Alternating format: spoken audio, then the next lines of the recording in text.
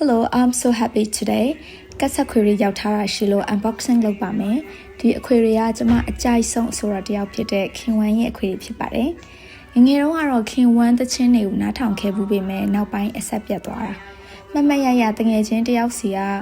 ဆိုတော့ခင်ဝမ်းရဲ့စိတ်တစပကြီးဆိုတဲ့စာအုပ်ကိုရပြီးတဲ့နောက်ပိုင်းခင်ဝမ်းကိုအင်မတန်မှသဘောကျသွားတယ်။အဆိုတော့ခင်ဝမ်းဆုံးတော့တေးရီကိုနေဝင်ကသူ့ကိုတိတ်နှမျောတယ်တဲ့။တကယ်လဲနှမျောထိုက်ပါတယ်။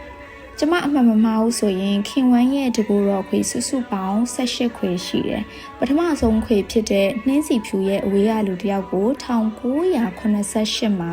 ထုတ်ခဲ့တယ်။1989မှာအားလုံးတော်တော်များများသိကြတဲ့ပြည်မာဆောင်အခွေထွက်တယ်။ကျောင်းမှာတော့တခြားအခွေလေးတွေထွက်ခဲ့သေးတယ်။1991မှာအမှောင်ကိုထုံးညှိမဲ့မီးအိမ်ခွေထွက်တယ်။ဒီအခွေတစ်ခွေလုံးကတေးရီကိုနေဝင်းစီရတချင်းနေ။နောက်ဆုံး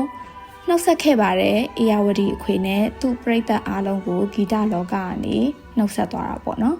ကျမစီမှာခင်ဝမ်းခွေစုပေါင်း6ခွေရှိတယ်1985နောက်ပိုင်းအခွေတွေအများစုဖြစ်တယ်ဖြစ်နိုင်တယ်ဆိုရင်တော့သူ့ရဲ့ဂီတခေတ်ဦးအခွေတွေအများကြီးပဲရချင်ပါသေးရဲ့